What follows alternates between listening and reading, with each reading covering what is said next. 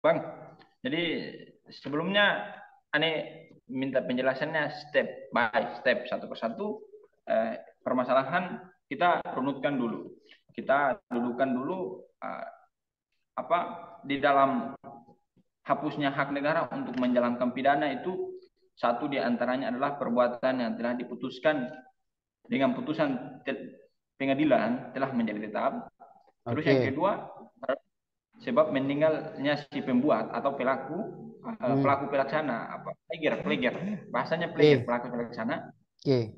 Terus yang ketiga adalah sebab telah lampau waktu atau daluarsa atau verjering, ya, Oke. atau penyelesaian di luar pengadilan atau off court, sebab amnesti dan abolisi. Nah, sebelumnya saya meminta penjelasan dari abang permasalahan, apa, poin pertama yaitu hapusnya hak negara untuk menuntut pidana. Nah, ada 5 poin di dalamnya itu kan, ada yang namanya itu daluarsa, Iya. amnesti, ada ukhup, ada sebabnya meninggal Baik, baik, pembuat. baik. Saya minta Baik, penjelasan. Bung Albar. Saya jelaskan satu persatu, tetapi memang ini karena ada ke kendala waktu ya, sehingga mungkin kita maksimalkan nanti kalau bisa Bukan saja, Pak. tidak ya tidak Bukan. sampai kita bahas semuanya ya mungkin bisa kita lanjutkan di part berikutnya Bung Albar ya. Ya, baik, saya bahas yang Oke. pertama. Misalnya ada beberapa hal tadi seperti disampaikan Bung Albar, saya juga telah merangkum misalnya ada 4 hal ya, ada 4 hal yang menyebabkan negara kehilangan hak untuk melakukan penuntutan. Dalam konteks ini negara diwakili oleh jaksa penuntut umum, kan begitu di dalam pengadilan. Nah, yang pertama itu adalah perbuatan yang telah diputus dengan putusan yang telah memiliki kekuatan hukum tetap, ya kan? Oke. Nah, Yes, of atau kita course. istilahkan dengan putusan yang telah ingkrah. Yang ini memang bisa kita jumpai dalam pasal 6 KUHP misalnya. Yang di situ kemudian disebutkan bahwa uh, ada prinsip yang kita kenal dengan istilah uh, nebis in idem, ya kan? Jadi Hmm. prinsip nebis in idem ini adalah sebuah prinsip yang kemudian melarang negara untuk melakukan sebuah tuntutan, ya kan, terhadap orang yang kemudian sebelumnya itu dia telah diadili dan putusannya itu Dengan telah perkara. ingkrah. Dia sudah pernah Hmm. diadili, putusannya ingkrah. Ya, artinya orang diadili, ini melarang orang untuk mengadili seseorang itu yang melakukan tindak pidana yang sama, yang serupa, yang sudah pernah diputus ingkrah. Nah, tapi prinsip Hmm. daripada nebis in idem ini kita harus pahami bahwa prinsip nebis in idem ini ada 2 hal yang harus kita lihat.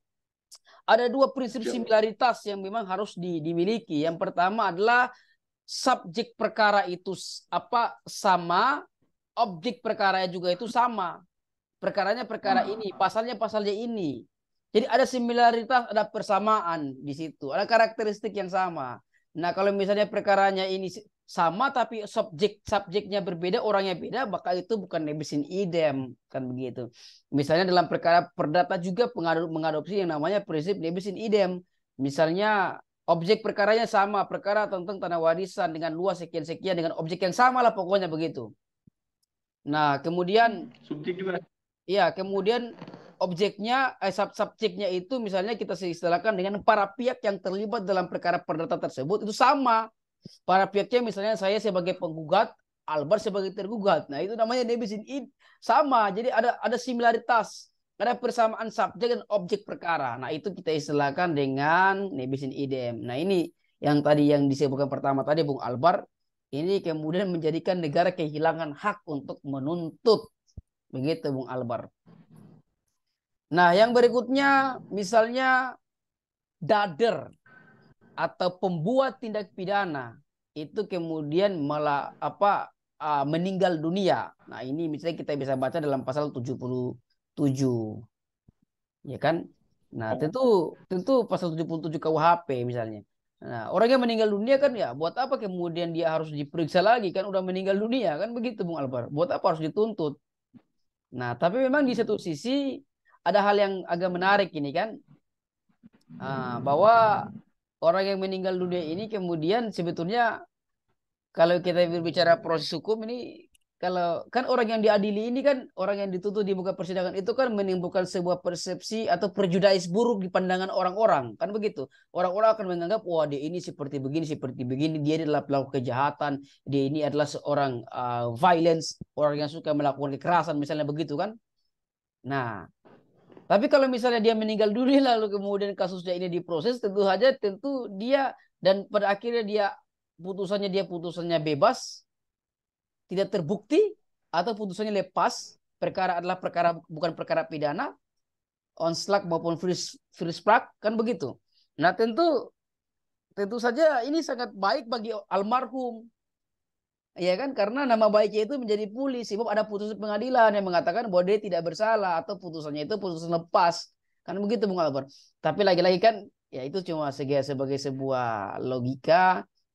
Tetapi kalau kita lihat ya tentu inilah ketentuan hukum yang sudah berlaku ya tentu orang yang meninggal dunia itu tidak boleh kemudian dituntut lagi menjadi hapus kewenangan negara untuk melakukan penuntutan dalam hal ini JPU tidak memiliki hak lagi untuk melakukan penuntutan itu menjadi penuntutannya itu batal demi hukum kan begitu Bung Albert kalau dipaksakan jadi dader atau pembuat tindak pidana itu meninggal dunia nah itulah yang bisa menjadikan perkara itu menjadi hilang tiada kewenangan menuntutnya.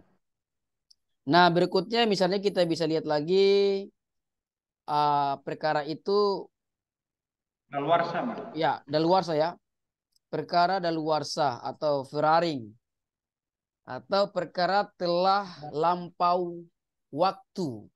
Nah, dalam undang-undang dalam KUHP kita misalnya kayak pengaturan iya saya lihat sudah sangat ini ya sangat holistik mengaturnya dalam pasal 78 KUHP bisa kita lihat kan dalam beberapa hal ini kan di sini misalnya kita lihat nih rentetannya kapan ber kapan apa berapa lama waktu daluarsa sebuah perkara, sebuah tindak pidana misalnya. Nah, kan pasal 78 misalnya sudah menguraikan misalnya untuk semua tindak pidana pelanggaran dan kejahatan yang dilakukan dengan percetakan, ya kan?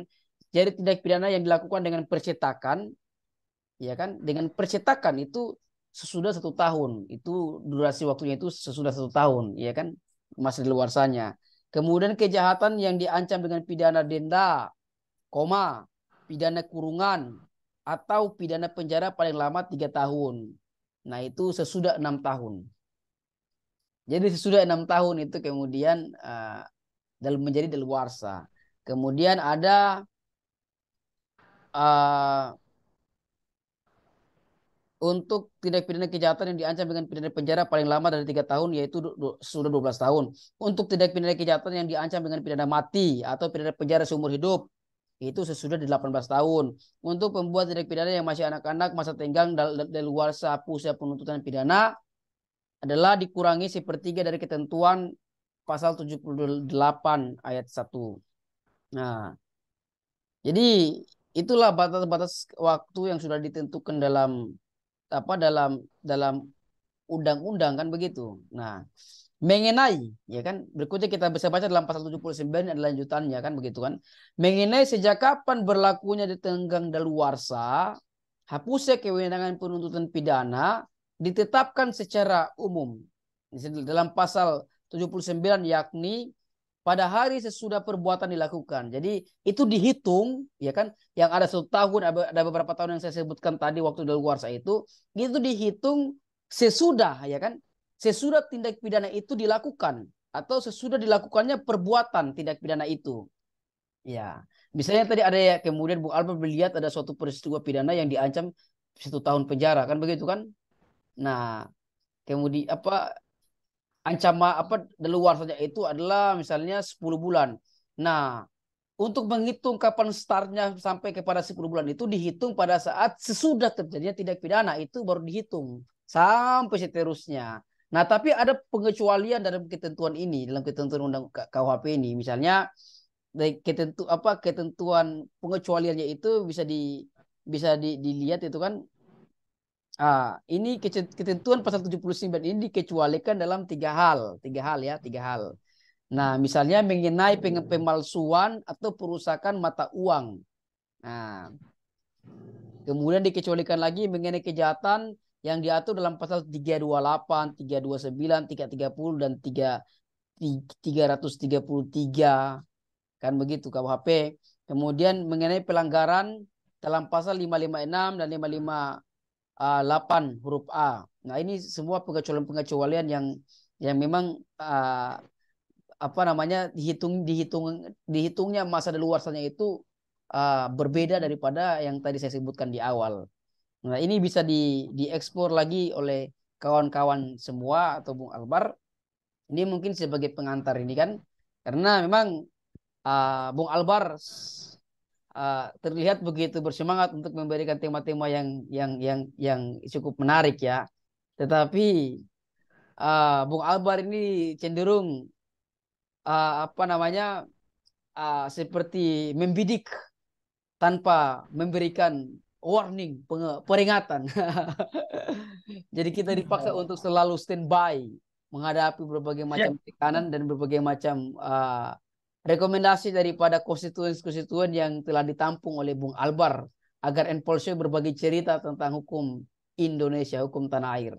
Ya kira-kira begitu Bung Albar sebagai pengantar ini, karena waktu kita ini belum bisa kita ekspor dengan maksimal. Intinya tadi kita harus sadari bahwa penuntutan suatu tindak pidana itu atau hak penuntutan yang dimiliki negara dalam hal ini diwakili oleh jaksa itu dapat menjadi hapus dalam hal yang tadi saya sebutkan tadi. Nebis in idem Siap. misalnya, atau kadaluarsa misalnya, ya kan? Atau kemudian terdakwa meninggal dunia. Nah, itu yang bisa diekspor nantinya. Dan tentu saja ada grasi, ada amnesti, dan lain-lain Abolisi. seterusnya. Ya, itu bisa kita baca, bisa kita pelajari, dan itu adalah bagian-bagian juga yang kemudian bisa menjadikan tindak pidana itu tidak bisa kemudian uh, kewenangan untuk menjalankan tindak pidana itu menjadi tidak bisa dilaksanakan karena adanya amnesti misalnya. Amnesti itu ya tentu adalah pengampunan. Amnesti itu adalah hak prerogatif yang dimiliki oleh presiden. Nah, jadi Amnesti hanya dan abolisi ya, presiden. Bang. Ya, itu adalah hak yang dimiliki oleh presiden. Jadi itu adalah hak prerogatif. Selain hak prerogatif mengangkat dan memberhentikan menteri, presiden juga memiliki hak prerogatif dalam hal memberikan amnesti ataupun memberikan abolisi. Amnesti tapi diberikan kepada kolektif, kepada orang yang melakukan tindak pidana itu sifatnya kolektif. Itu amnesti. Nah, kalau sedangkan abolisi itu adalah bisa dia itu menghapuskan proses, ya, adalah proses penegakan hukum. Misalnya di tahap penyidikan, di tahap penuntutan, hingga tahap pemidanaan misalnya kan itu negara bisa memberikan uh, apa namanya penghapusan begitu terhadap tindak pidana yang dilakukan oleh orang gitu. Gitu Bung Albar. Ini Siap, waktu. Bang. Eh, Tawaran dari Ane, karena ini kan ada buku dua, Ane. Jadi Bang, bagaimana kalau selama seminggu ini kita buat part? Jadi seharinya kita beda satu topik, ya harinya berikut kita beda juga satu topik. Ketiga hari-hari berikutnya sampai buku ini, Bang. Buku ini selesai, Bang. Jadi Boleh, boleh, Ane baru boleh. temukan. Boleh, boleh, boleh. Jadi Itu di di aja. di share aja